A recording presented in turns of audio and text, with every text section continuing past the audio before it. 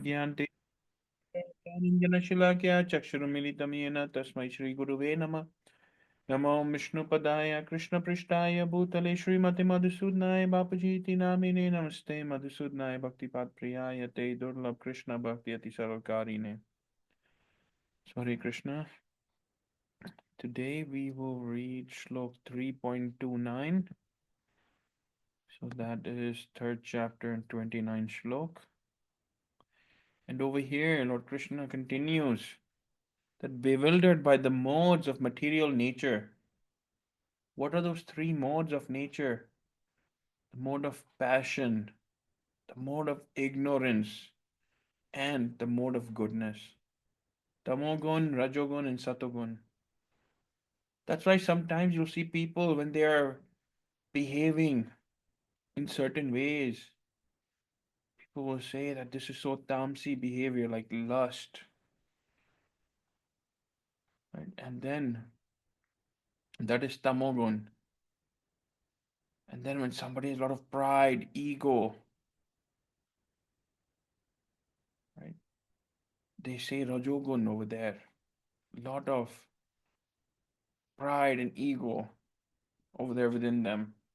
Listen, that they will not listen to anyone, not do anything, nothing. But people you'll come across that are so kind, so nice. Sometimes you'll be walking and people will just give you a smile and they will just be nice to everybody and you get that warm, welcoming feeling from them. That is the mode of goodness, the Satogun. And when we are in that Satogun, remember these modes like whole day, they keep changing from one to another. We have to constantly try and figure out which mode are we in now. Sometimes we may be stressed. Someone at work may say something, and then we start getting irritated very easily, start getting angry very easily. So all of the qualities from the mode of ignorance start coming out within us. And in fact, there was a video that a scientist had shared that you only need like 1 minute or 30 seconds of being really, really mad or really, really angry. And that releases so much chemical changes in your body that it takes almost 13 to 14 hours for your body to just get rid of that. And in the meantime, you get more angry, again it releases that hormone again. Again, it releases more. Again, it releases more chemicals. It's like a vicious cycle. Keep getting caught within it. So our modes of goodness, passion, ignorance, it keeps changing throughout the day. That's why sometimes you'll see that when you make a statement, somebody may not react at all. They'll just listen and put it to the side, not think about it, not respond back to you, not make a big deal, not fight about it or anything. But sometimes you may say something even smaller or even that may not be hurtful to them, but they get very angry and they immediately start causing arguments and challenging you and saying things that are not right. That's because when you said something and they just let it go, it was probably the mode of goodness.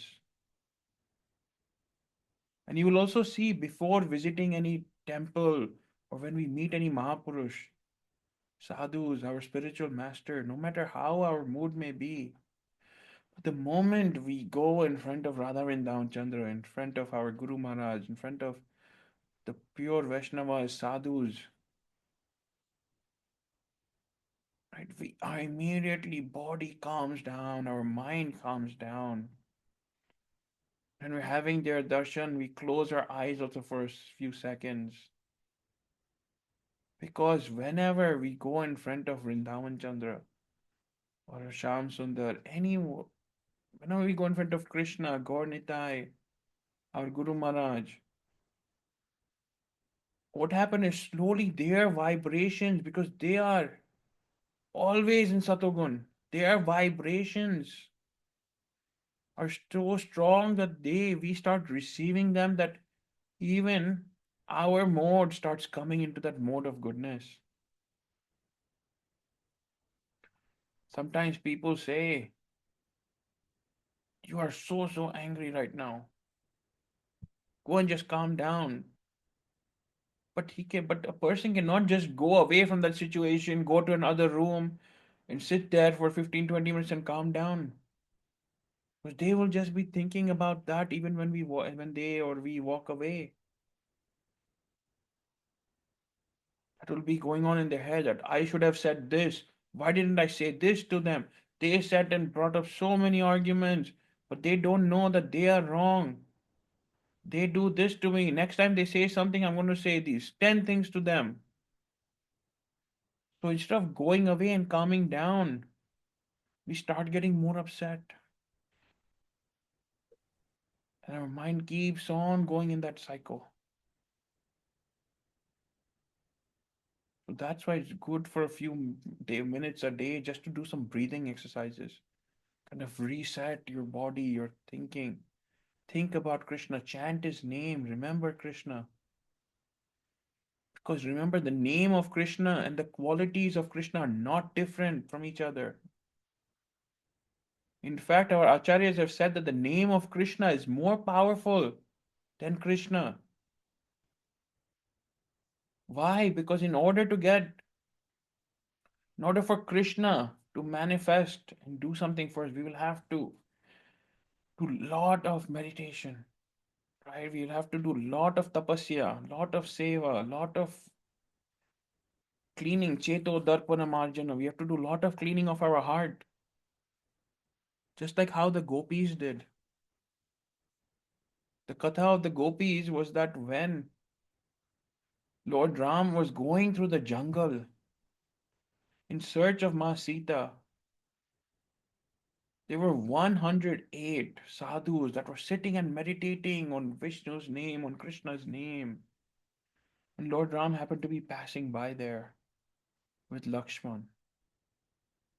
And the sadhus, as soon as Lord Ram, who is Sachit Anand, right, full of knowledge, full of bliss, eternal, always in Satogun, happened to be passing by. And of course, the sadhus who were meditating, who were doing anything over there, immediately came to Lord Ram, offered their obeisances, and were thinking that this is the fruit of all of our tapasya. But at that time, after seeing Lord Ram in so much pain, agony, of course, this was just a pastime. Lord Ram is always Sachitanand. But his behaviors were such that he was portraying to be in pain and agony, to be away from Sita Maya. And at that time, when the sadhu saw that, they asked Lord Ram, Lord Ram, we also want this kind of love of yours, the kind of love that you have for Masita. And Lord Ram was here manifested in the Maryada Purushottam. Everything that Lord Ram did, you will see, is according to the Vedas, to the Shastras, to what a leader should be doing. Lord Ram immediately said that if, hey sadhus, I'm indebted to you for all of your meditation, tapasya, seva. But this kind of love, right, I will not be able to give you. I am here in this Maryada Purushottam. But if you want the love like how I love my brother Lakshman, I will give you that kind of love right now. But these sadhus had seen the taste, the higher taste of what kind of love Lord Ram had for Masita. He said, no, we want that kind of love. Then for that, Lord Ram told them that you meditate longer over here. Sit over here and keep meditating, chanting my name. And when I come in the manifest in the form of Krishna in Vrindavan, at that time, then I will be able to give you that kind of love. So for after that, for hundreds of thousands of years, those sadhus meditated. And when Krishna manifested in Vrindavan, the gopis were there. That is the whole katha of the gopis. Gopis comes from the word gopanya, that means secret. Right? The gopis, their love relation with Krishna is very secretive. And we just pray and we just follow in their footsteps what they have shown us. So the gopis, Krishna always in Satagun. That's why whenever we see a sadhu or when we go to a temple, we immediately walk up to the deities. We have their darshan, but then we close our eyes. Why? Because we want to feel that bliss. Because Krishna is full of bliss, knowledge, and he's eternal.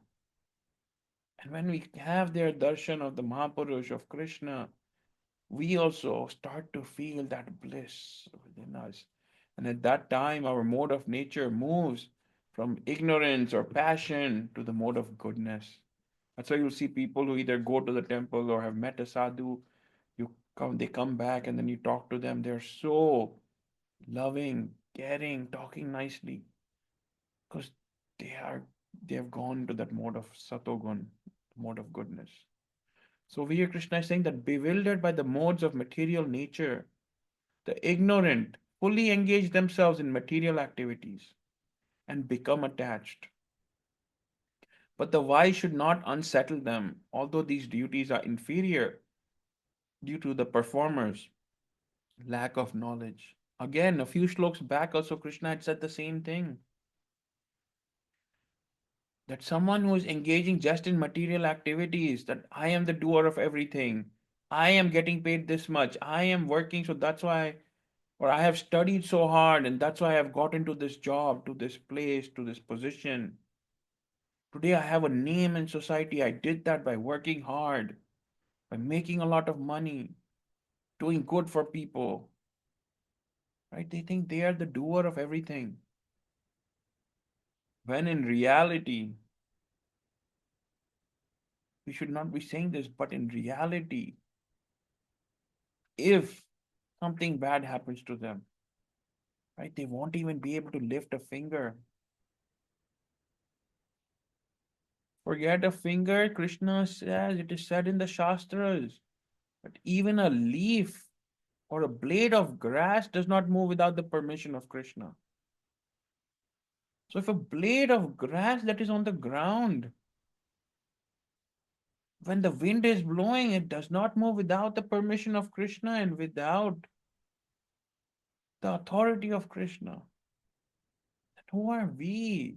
That small blade of grass that is in the wind comes, it will just keep moving left, right, up, down, or anything. It is said that that blade of grass does not move without the will of Krishna. Krishna wants it to move, that's why it moves with the wind. And here we think, I have built this big house for myself. I have achieved all of this. No. If you see Virat Kohli, he just retired from Test cricket. And the next day, he made that announcement, I think, day before yesterday. And yesterday, he was in Vrindavan, him and Anushka Sharma, with Premanand Maharaj. And as soon as they went there, Premanand Maharaj asked Virat Kohli, are you happy? And then he continues to explain to them that whatever name, fame, glory, money that you have in this lifetime, that is not a result of the mercy of God, of mercy of Krishna. That is not the mercy of Krishna. He continues to explain to them that this is all because of some good karmas you have done in the past life. The name, the fame, the wealth, right? Yash, Kirti, Aishwarya, everything he described, that all of this that you have today is not a result of the mercy of the God of Krishna. We think when somebody is a big businessman, they have a lot of money, they have name, fame, stature, that Krishna has special mercy on them. Premanand Maharaj is explaining to them, to Virat Kohli and Anushka Sharma, what you have is not the mercy of Krishna. It is not the mercy of God.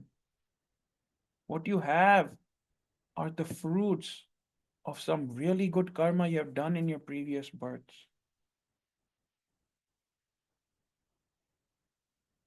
He tells them this holy name that you have received by the mercy of God. Right? Understanding who I am, who I am a part and parcel of, who is my whole. That understanding in this Kali Yuga is the mercy of the Lord of Krishna. Because the name, fame, wealth, all of this is there one day and it may be taken away the next day. There was just a extremely big superheroine of her days and from the 70s and the 80s. Recently, she was seen eating pani puri at a stall in Bandra, and over there, nobody even recognized her. Nobody wanted to take a picture with her or do anything. Why? Because that name, fame, that beauty had all gone away with the days as she aged. So that's why over here, as Krishna explains, that the ignorant, Krishna's mercy, none of us over here are ignorant anymore. So we should start engaging ourselves in at least chanting a little bit, worshipping Krishna, listening to his Harikatha, listening to his satsang every day. And in that way, develop our consciousness so that we can remember Krishna when we're leaving this body. Because remember, the whole life is a preparation and death is the examination. When we die, that is the examination. Whether we are remembering the material world or whether we are remembering Krishna. If we are remembering money, if we are remembering food, we're remembering non-vegetarian food, if we're remembering alcohol, if you're remembering any male or female, that's the kind of next body we receive. If we're thinking of money when we are dying, then at that point we become a snake in the next lifetime. If we're thinking of a man or a woman, our body we become a tree in the next lifetime. If we're thinking of meat and non-vegetarian food when we're dying, then we become one of those jungle animals, lion, tiger, fox, jackal, all of them. So here Krishna is saying the same thing he said a few shloks back, that the ignorant fools engage themselves in material activities and they become attached to that material, that I am doing this, so I will get this. I am the doer of everything. But Krishna is saying we should not unsettle them, we should not go and try to change them. Although these duties are inferior due to their lack of knowledge, but if you try and change them, it will affect that it will not affect them. They will not come, they will not understand. That's why even in the 10 offenses of the chanting of the holy name, the ninth or the 10th offense is to actually teach, um, it is to spread Krishna's name or to teach or to, preach about Krishna to the materialistic people. But our spiritual master is so merciful that they take on this risk of that offense and they still continue to preach to everyone so that everyone can make this their last birth. The whole point of that offense list is so that we make progress in bhakti. But the spiritual master, the sadhus, they take that risk of that offense and they continue to preach Krishna's name so that all of us fallen souls can start walking on that path of chanting Krishna's name and going back to home, back to Godhead. So, with that, we'll end here today and we'll continue tomorrow. Before we end, we'll chant together Hare Krishna, Krishna Krishna, Hare Hare. Hare Ram, Ram Ram, Hare Hare. Hare Krishna, Krishna Krishna, Hare Hare. Hare Ram, Ram Ram, Hare Hare. Hare Krishna, Krishna Krishna, Hare Hare. Hare Ram, Ram Ram, Hare Hare. Shri Shri Radha Vrindavan Chandra Bihari Lal Ki Jai Nitai Gaur Hari Bol. Jai Jai Shri Radhe, Jai Jai Shri Radhe, Jai Jai Shri Radhe. Hare Krishna.